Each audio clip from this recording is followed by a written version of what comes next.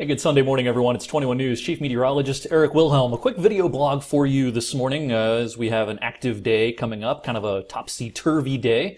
So I thought I'd bring you up to speed. Make sure you're following meteorologist Andrew DiPaolo. He is in the studio this morning, and he's been doing, of course, some online updates as well as on WFMJ Weekend Today, which runs, I believe, until 10:30 this morning. So check him out on TV and online. The radar is a little deceptive this morning. Whoops, I zoomed way too far in there. Let's zoom back out, show you our viewing area. Not much showing up on the radar, but there is a lot of drizzle out there this morning. It's going to be kind of one of those days today where the radar will be a little bit deceiving. A little bit of rain or drizzle falling underneath these low clouds. The radar beam tends to kind of overshoot the clouds and precipitation when they're real low. Since we're in between Cleveland and Pittsburgh, the radar is at those locales. Another big snowstorm developing off to our north and east. Thankfully, that is not going to be a problem for us. And then we await this, which is off to our north and west. That's where the cold air is. That's where the snow shower activity is, and that will be heading our way by late today and into tonight. Temperatures are dropping off to our north and west. Now, this isn't a crazy cold air mass by any stretch of the imagination, but it is colder than the air mass that we have right now. Temperatures are in the 20s and 30s. In this air mass across the upper Midwest, heading up into the northern plains, and you can clearly pick out where our cold front is. You can also pick out where the warm front is. Look how warm it is south of I-70 this morning. It's 66 degrees along the Ohio River. It is 61 as nearby as Zanesville this morning. So there's a big temperature contrast across the Buckeye State for this morning. All right, so as we go through the rest of the day today, let me show you our high-res model here.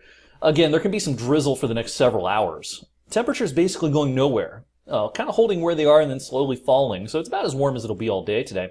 As we go towards this evening, our chance for gusty showers will start to increase. This is 5 o'clock this evening.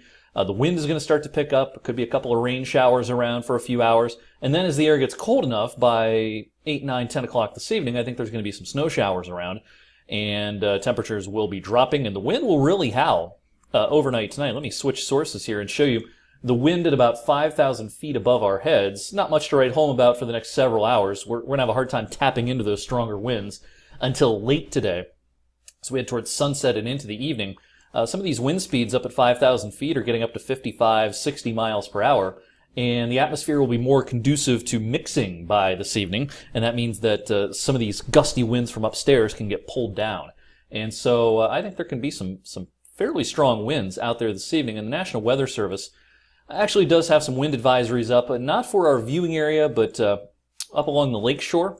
Cleveland over to Ashtabula, that's a wind advisory, winter weather advisory. Crawford and Erie County, PA, and then it turns into a winter storm warning up in southwest New York. Wind advisories also east of Pittsburgh in the higher elevations. There are no wind advisories right now for our area. I guess I wouldn't be totally shocked if the Weather Service pulled the trigger on a wind advisory for some places later today.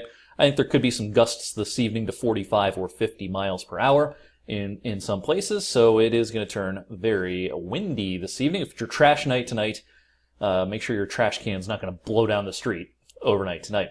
Now, again, we will see some snow showers developing this evening into the overnight. I don't think it's going to add up to much locally. This is the National Weather Service forecast. They've got a couple or a few inches trying to accumulate in northeastern Mercer County. I think that's reasonable. 3 might be pushing it, but I could see where some places get an inch or 2.